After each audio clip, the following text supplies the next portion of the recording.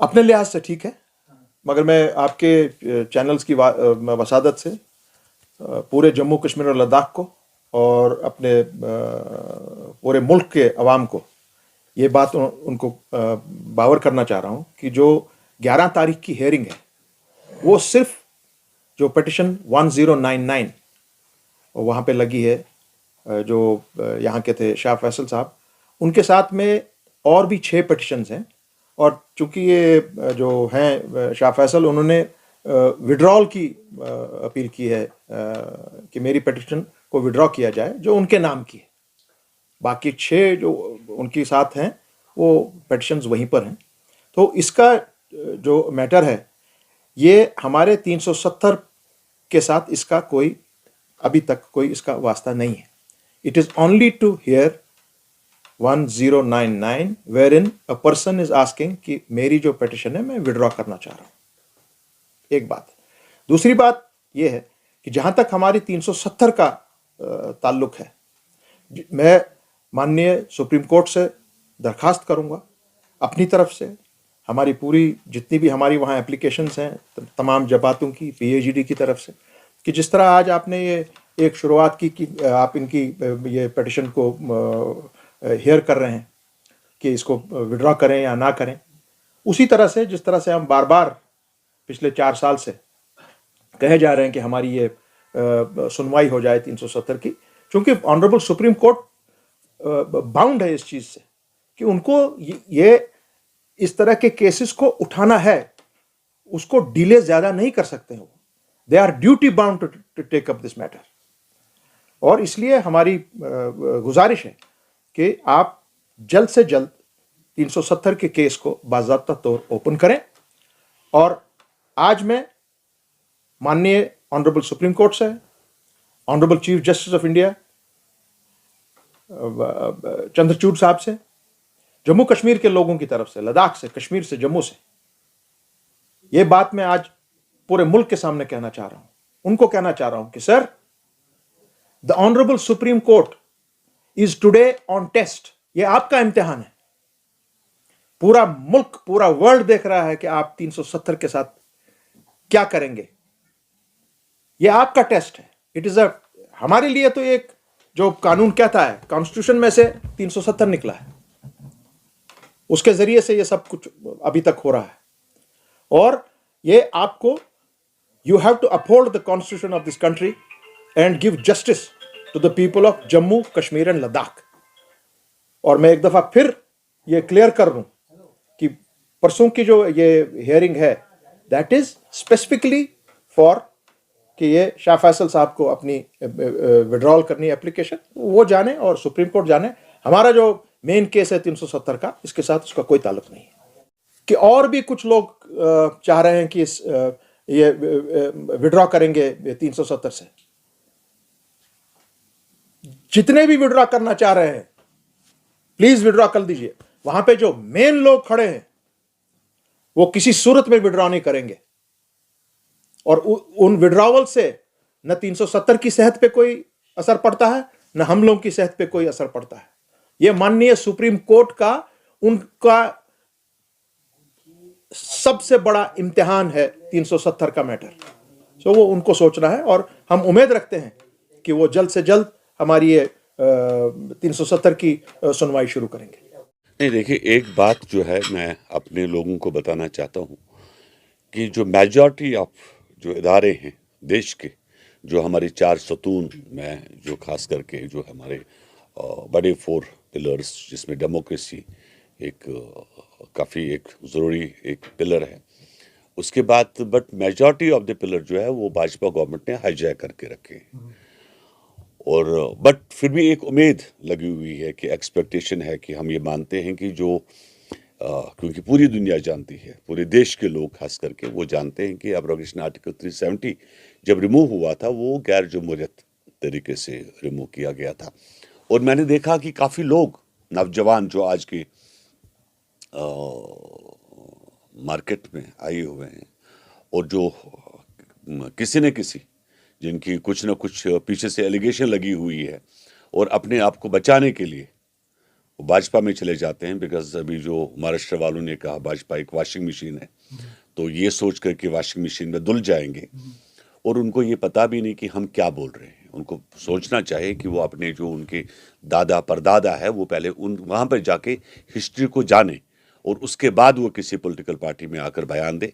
बड़ा बुरा लगता है, दुख लगता है जब मैं देखता हूँ यहीं के नौजवान जो है खास करके वो आर्टिकल 370 के खिलाफ बोलते हैं, और किसी न किसी पार्टी में जाके खास करके भाजपा ने इसका फ़ायदा उठाया, हमारे लोगों को डिवाइड करने की कोशिश की, हमारे लोगों को यूज़ किया, इस्तेमाल किया हमारे खिलाफ।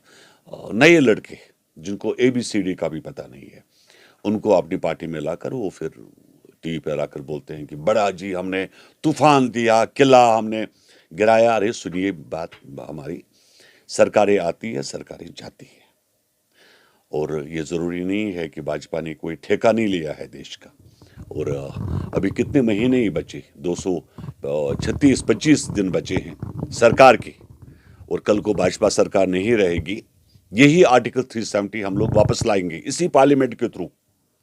तो ये सब चीज़ें जो है ये परमानेंट नहीं होती है, ये जो गलत फहमी के लोग शिकार है। तो रही बात आपने सुप्रीम कोर्ट की बात की, हमें पूरा यकीन है, भरोसा है जजमेंट के ऊपर कि जजमेंट हमारे हक में आएगी। नहीं भी आती है तब भी परवाह नहीं, क्योंकि आने वाला वक्त जो है आपको याद रखना चाहिए, 1971 में देश में इमरजेंसी लग गई थी, वो दौर भी नहीं रहा, ठीक है, ये दौर भी नहीं रहेगा, ये भी कल को निकल जाएगा, और उसके बाद सरकार बनेगी, और उसमें जो है हम आर्टिकल, ये जितने भी कानून इन लोगों ने बनाए उन सब कानूनों को हम लोग क्रॉस देंगे, बड़ा क्रॉस देंगे, और वापस करेंगे 370 को। और फिर आप देखिएगा, आप जो ये मानते हैं किसी भी चीज़ को परमानेंट लेकर मानते हैं, उसको परमानेंट लेकर नहीं चलिए। 90s में पाकिस्तान ने ये कहा था कि हमने जनाब कश्मीर आज़ाद कर दिया, कश्मीर हमारा हो गया, लेकिन उनके कहने से कश्मीर उनका नहीं हुआ। कश्मीर जो है देश का हिस्सा था, देश का अंग था। हम डेमोक्रेसी पे हमारा भरोसा है, हम देश की जो है जनता के साथ है। हम बिल्कुल, आज अफसोस है देश की जनता को, आर्टिकल 370 जो अब्रोगेशन जो हुआ, हिंदुस्तान के लोग जो है वो रो रहे हैं, उनको दुख हुआ, उनको तकलीफ हुआ। कितनी पॉलिटिकल पार्टीज है जिन्होंने सपोर्ट किया कि आर्टिकल 370 को नहीं तोड़ा जाए। तो इसी तरीके से हम ये मानते हैं कि जो आने वाले जो दिन है इसमें जो फैसला होगा वो हमारे हक में होगा, या नहीं भी आता है तब भी सरकार जब बदलेगी तो आर्टिकल 370 को वापस लाया जाएगा। देखिए, मैं बड़ा मशकूर हूँ अपनी पार्टी प्रेसिडेंट का, मोहतरमा महबूबा मुफ्ती साहिबा का, कि उन्होंने ये अपॉर्चुनिटी देखी कि chief justice of India Jammu Kashmir आए थे, और उन्होंने एक request chief justice of India से ट्वीट के ज़रिए किया था कि 4 सालों से ये हेयरिंग जो है सुप्रीम कोर्ट में पेंडिंग है और इस पर कोई सुनवाई नहीं हो रही है। और ये खुश आइंद कदम है कि चीफ जस्टिस ऑफ इंडिया ने इस बात को सुन लिया और इसकी हेयरिंग अब 11th को उन्होंने रख दी है। इट्स अ वेलकम स्टेप, और मैं फिर एक बार अपनी पार्टी प्रेसिडेंट साहिबा का शुक्रिया अदा करता हूँ कि राइट टाइम पर उन्होंने ये ट्वीट करके ये एहसास दिलाया हमारे ऑनरेबल कोर्ट को कि justice delayed is justice denied. It was high time कि इसकी हेयरिंग होनी चाहिए थी। देखिए, आम आदमी पार्टी का इस पे रोज़े अव्वल से यही स्टैंड है कि जो सुप्रीम कोर्ट है, सुप्रीम कोर्ट जिसको आप गार्डियन ऑफ इंडियन कॉन्स्टिट्यूशन कहते हैं, इसमें जो सुप्रीम कोर्ट का फ़ैसला होगा हम उस फैसले के साथ होंगे। बहुत ही अच्छी बात है, सुप्रीम कोर्ट 11 तारीख को इसकी सुनवाई कर रहा है, और जो भी उनका फ़ैसला है और फैसला आने तक इंतज़ार करेंगे, और जो भी फ़ैसला होगा उस वक्त फिर से बात करेंगे। और जो भी सुप्रीम कोर्ट का फ़ैसला होगा, ये एक मुक़द्दस इंस्टीट्यूशन है इस देश का, जो भी सुप्रीम कोर्ट का फ़ैसला होगा हम उस फैसले के साथ होंगे। अगर ये वाकई में गरीबों को मिलना है तो बहुत ही अच्छी बात है, एक वेलकम स्टेप है एलजी सरकार की तरफ से। बट देखना ये है कि क्या ये वाकई में यहाँ के गरीब आवाम के लिए है।